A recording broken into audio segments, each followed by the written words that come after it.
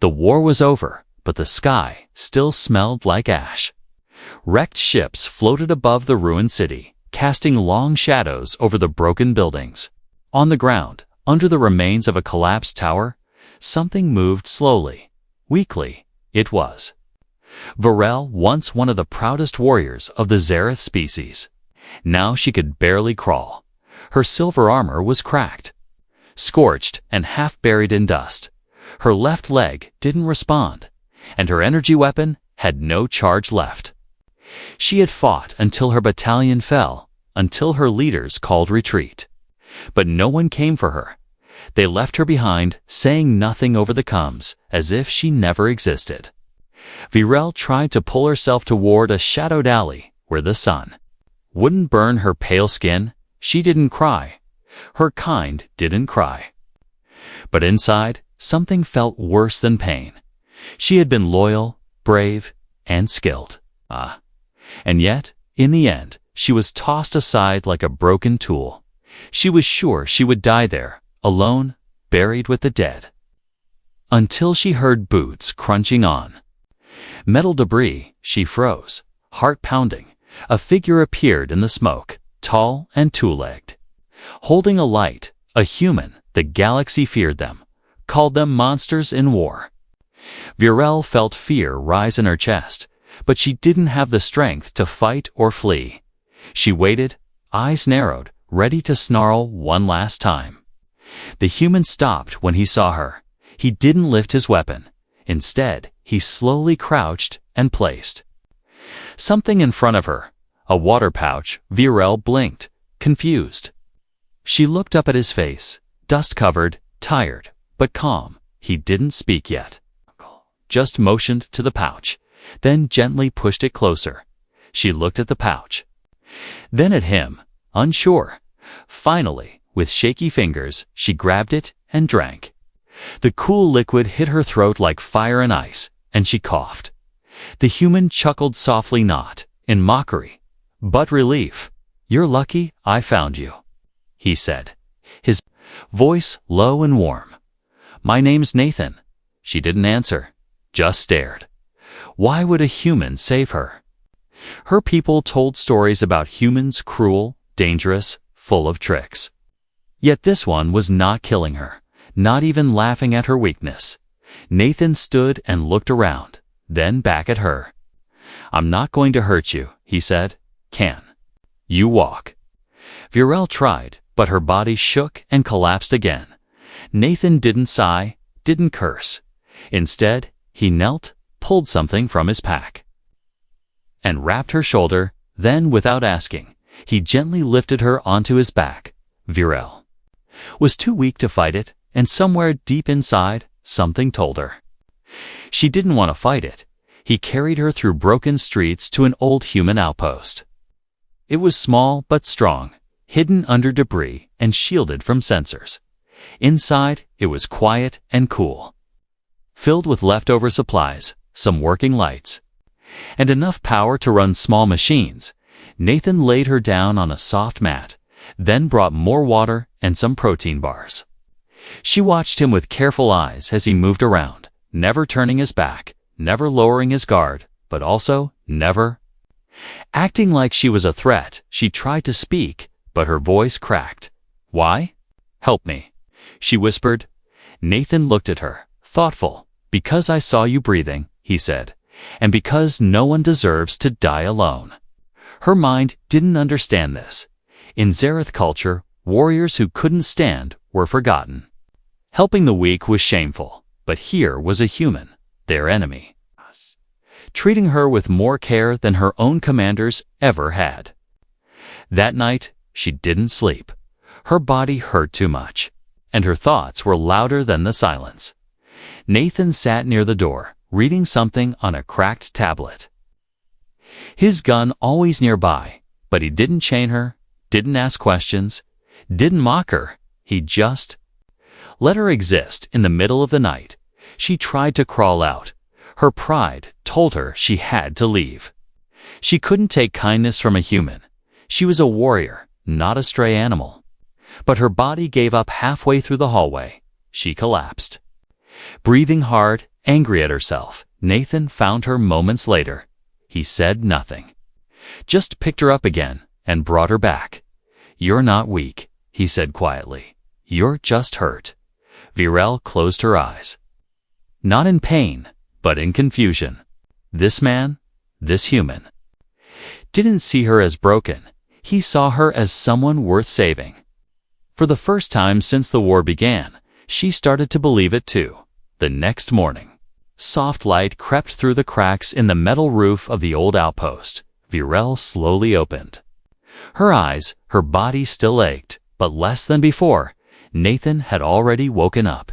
He moved around quietly, heating something over a small burner. The smell of warm food filled the space. "You're up," he said without turning. "Smells strange." Virell replied softly. He grinned. "That's eggs and potatoes. Simple stuff, but good for healing." Virell tried to sit up. Her arms trembled but held. It was progress. Nathan helped her sit fully and gave her a metal cup of warm tea. She sipped it carefully. "You humans drink plants," she said, confused. "It's calming and tasty." Nathan replied. She gave a small nod. "Not bad after breakfast."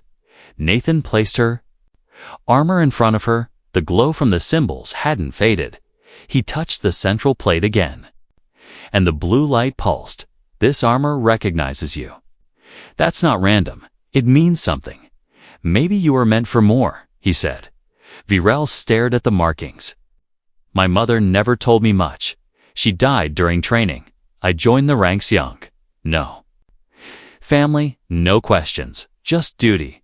They feared what you could become. That's why they left you. Because broken or not, you mattered. They saw it as a threat," Nathan said. She looked down. "So what now?"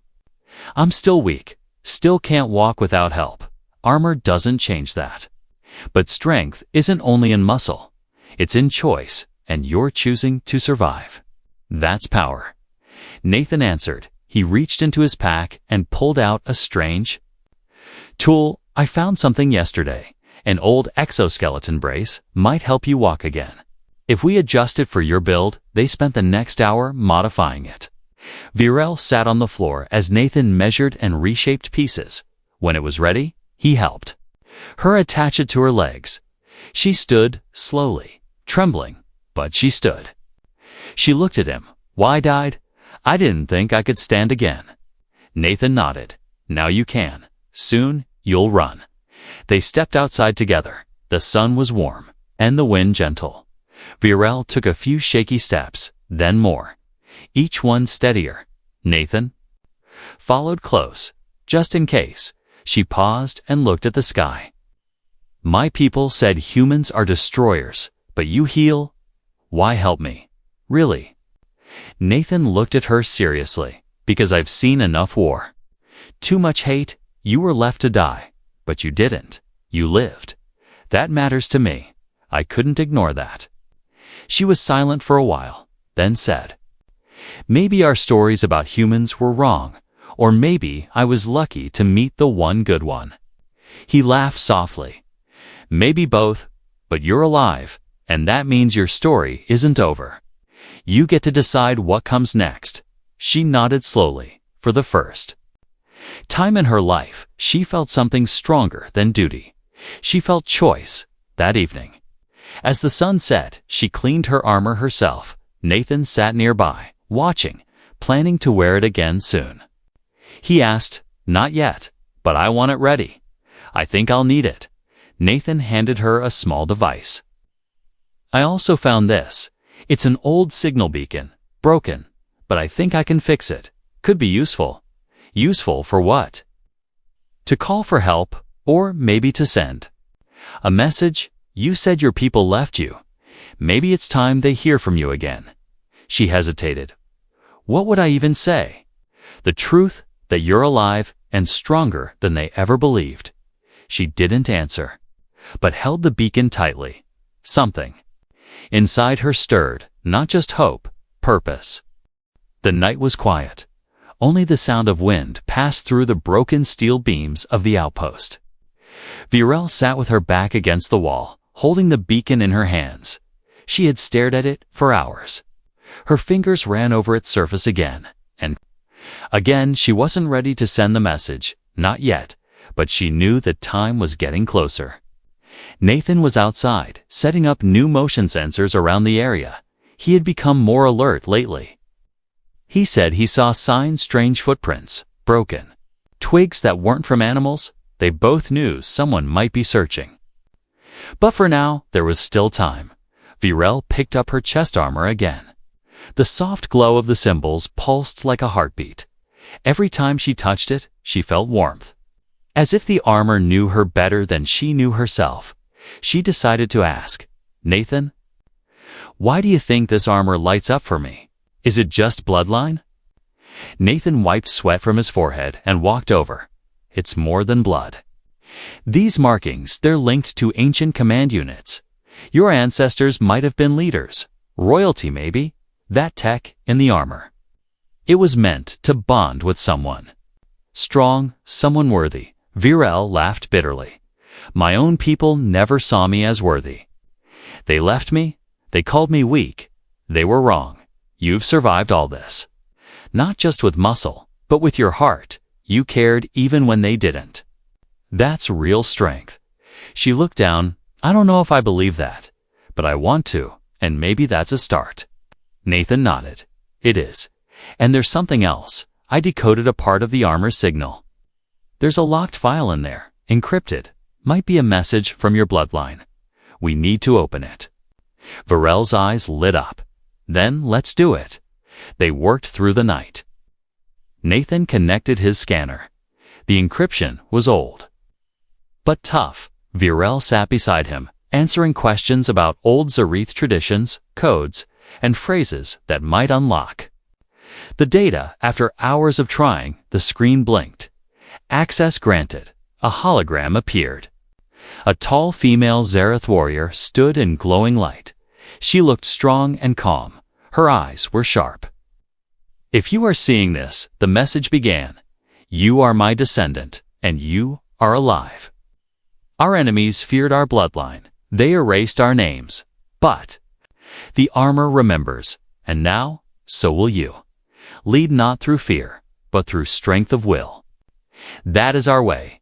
The image faded. Virell didn't speak.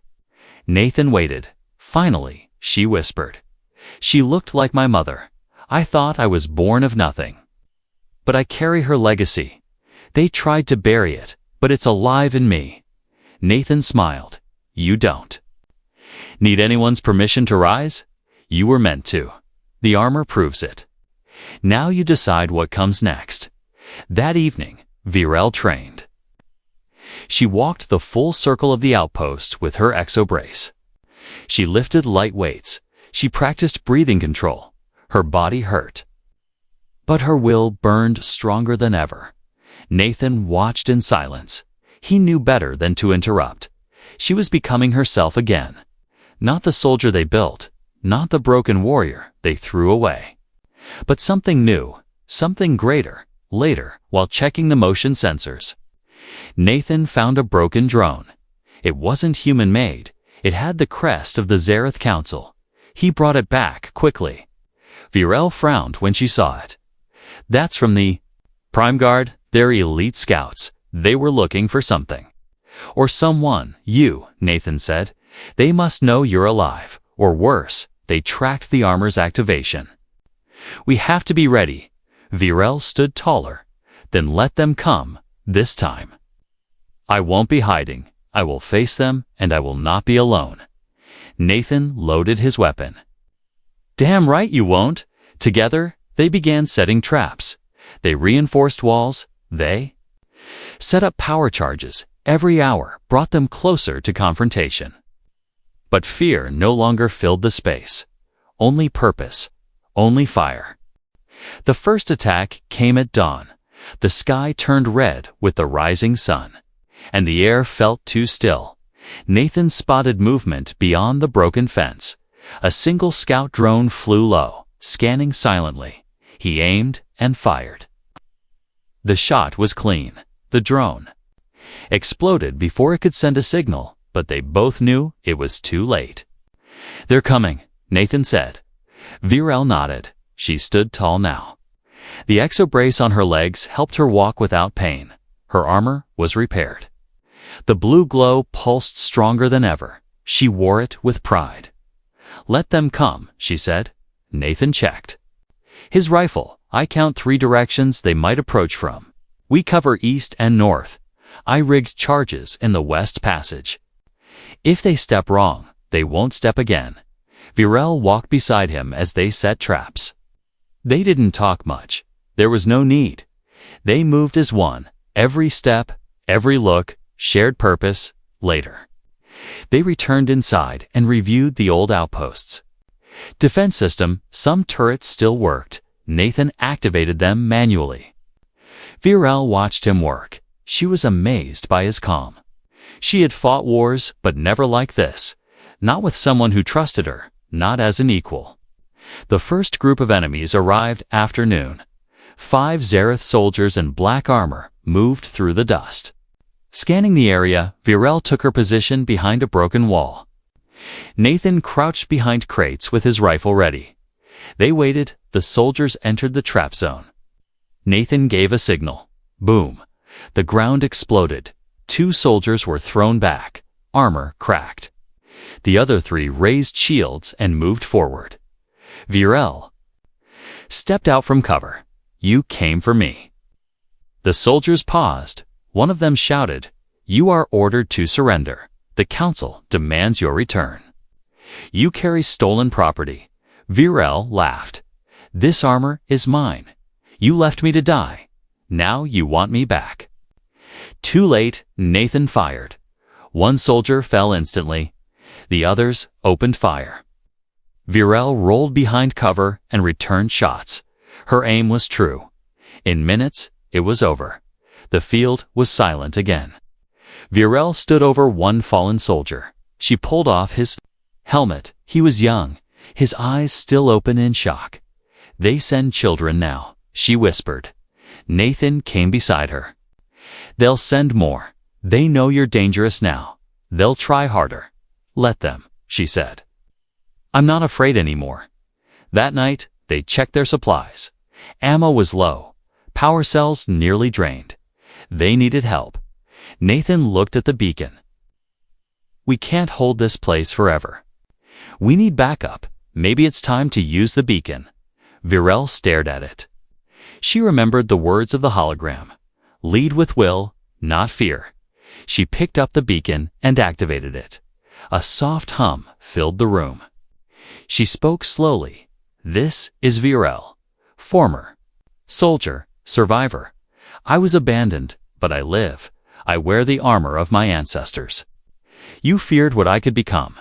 Now I am that and more. If there is anyone who still believes in honor, come find me. We will stand together." The message sent. Now all they could do was wait. The next 2 days were quiet. Too quiet. Nathan kept the defenses active. Virell trained harder. Her body was stronger now. She practiced with alien and human weapons. She no longer felt broken. On the 3rd day, a ship appeared in the sky, sleek, dark, and fast. Friend or enemy? Nathan asked. Virell narrowed her eyes. "We'll find out soon." The ship hovered for a moment, then landed near the edge of the ruins. 2 figures stepped out. Both wore older Zareth armor, painted silver. One raised a hand. "Virell, we heard your call. We're exiled too. We have no home. But if you'll have us, we'll fight beside you." Virell stepped forward. "Then stand with me. We protect each other now. No more council lies. No more silence. We rise together." Nathan watched from the doorway. He smiled. The warrior who once lay broken in dust now stood tall, not alone, not forgotten, but a leader reborn. The fire crackled softly in the middle of the outpost. 4 warriors now sat around it, Virell, Nathan, and the 2 exiled Zareth Kalo and Mara. Their faces were tired but proud. Kalo had once led a squad of elite scouts. Mira had been a ship pilot before her defection, Both were cast out for questioning orders. Now they found purpose again, in the quiet hours of night. Stories were shared, of betrayal, of survival, of hope. Virell listened to them, realizing she wasn't the only one left behind. She had believed her story was rare. But the council had thrown away many like her. Mara looked at Virell and said, "When? We saw your message. We didn't think it was real, but your voice, it reminded us of who we used to be. It gave us strength." Virell nodded. "We fight not just for revenge. We fight to build something new, something better." Nathan stood and looked at the stars. "If more people hear that message, they'll come too. And the council will feel the fear they once spread." The next morning, they prepared for more arrivals. They cleared more space, set up signal amplifiers, and strengthened the outpost walls. It was still a broken place, but it now felt like a home. Nathan taught Mira how to use human rifles. Kalo showed Nathan how to disable Xerath drones. They learned from each other, warriors of two worlds, now standing as one. Later that day, another ship approached, this one slower, painted with old markings. It carried 3 more exiles, all quiet, all scarred. They didn't speak much, but their eyes held the same fire. By sunset, the outpost had grown into something more, a gathering, a spark. Nathan set up a large screen for them to plan. Kalo shared intel about council bases. Mara mapped patrol routes. Virell stood at the center. The others looked to her for leadership. It surprised her at first, but she didn't turn away. She had carried the weight alone before. Now, she shared it. That night, they heard the sound of engines. Again, but this time, it wasn't a friend. It was a warship. Dark, fast, deadly. "Get to cover," Nathan ordered. The warship hovered above, then opened fire. Blasts shook the ground, walls cracked, sparks flew. Virell shouted, "Defensive lines. Hold your ground, protect the wounded." They moved quickly. Turrets activated, energy shields. Rosemara jumped into the pilot seat of a grounded fighter. Nathan took a sniper position. Virell led the front line. The battle had begun. The warship dropped troops, more black-armored soldiers. But these were elite, faster, stronger. The clash was brutal. Blades met energy. Plasma lit the sky. Kalo was wounded. Mara's ship was hit, but they kept fighting. Virell stood in the center, her armor glowing like fire. She moved with power. Each strike, each shot, filled with purpose. She no longer fought alone. Nathan saw her, and for a moment, he forgot she was alien. She was more human than many he had known, not by species, but by spirit. After an hour, the warship pulled back. Too much resistance, too many losses. The field was quiet again. Bodies lay still. Smoke drifted into the dark sky, but the outpost still stood, and its people still lived. Virell knelt beside Kalo, who had taken a hit to the chest. He coughed, but smiled. "We did it. We showed them we're not weak." She nodded. "You're not going anywhere. We still need your stories." Nathan helped Mara from the crashed ship. She limped, but grinned.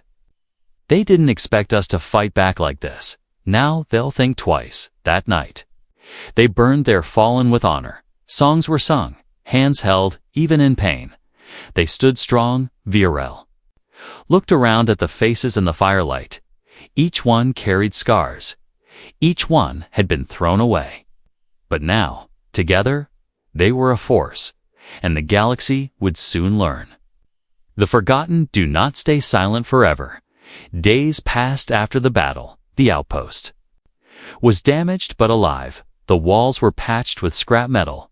The power system worked again thanks to Mara. And the turrets were rebuilt by Nathan with parts from fallen drones.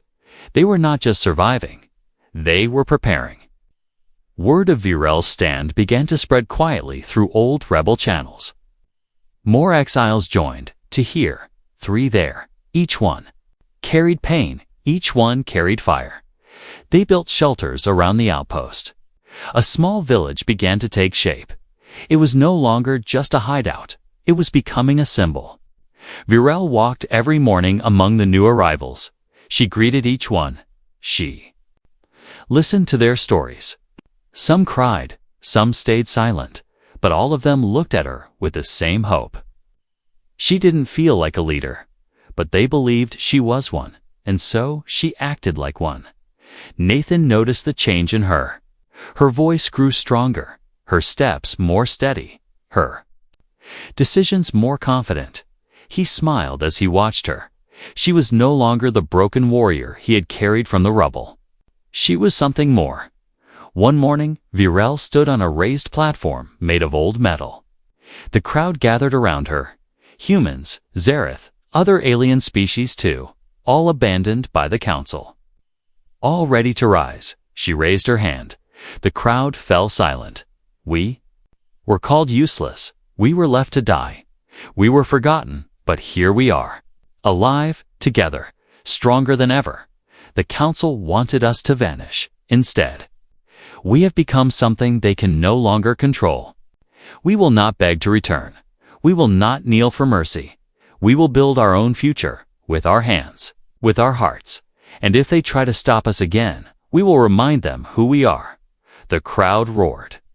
Fists raised, weapons lifted, tears flowed. Nathan stood at the edge and clapped slowly, proud. Later, Virell found him alone near the old storage room. You knew this would happen, she said. He shrugged. I just believed in you. You did the rest. She looked at him with soft eyes. Why?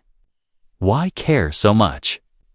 Nathan leaned on the wall. Because I saw someone who deserved more. And I knew if you got the chance, you'd light a fire big enough to change things. I just gave you a spark. She stepped closer. You gave me more than that. You gave me a reason to fight again. There was silence between them, not awkward, but filled with understanding.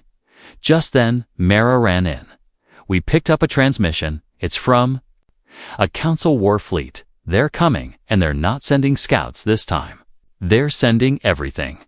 Virell's face turned hard. How long? 3 days, maybe less. They want to crush us before this movement spreads. Nathan looked at the map. Then we make them regret coming. We don't run. We make this the battle they never forget. Plans were drawn, fighters repaired, traps prepared. The village became a fortress. Everyone helped, even the wounded, even the youngest. They painted their armor with symbols of freedom. They raised flags made of torn cloth and hope on the night before the attack. Virell stood in front of the fire, her voice. Tomorrow will not be easy. Some of us may fall, but we will not break. We are not fighting for revenge. We are fighting so that no one else will be left behind again. We are fighting so the forgotten will finally be remembered. The fire glowed in their eyes. No one slept much that night. Weapons were checked, armor tightened. Goodbyes, whispered Virell. Sat with Nathan one last time before dawn. She handed him her family insignia. If I fall, give this to someone who will carry the truth. Nathan held it tight. You're not going to fall. You're going to lead them, and you're going to win, outside. The sky began to turn red again. But this time, they were ready. The sky burned as the first council warships appeared above the valley. Dark and wide, they hovered like shadows, ready to swallow the ground. The village below was quiet, every fighter in position, every weapon loaded. Virell stood at the front gate, her armor shining bright with the ancient glow. Her helmet was off. She wanted the enemy to see her face.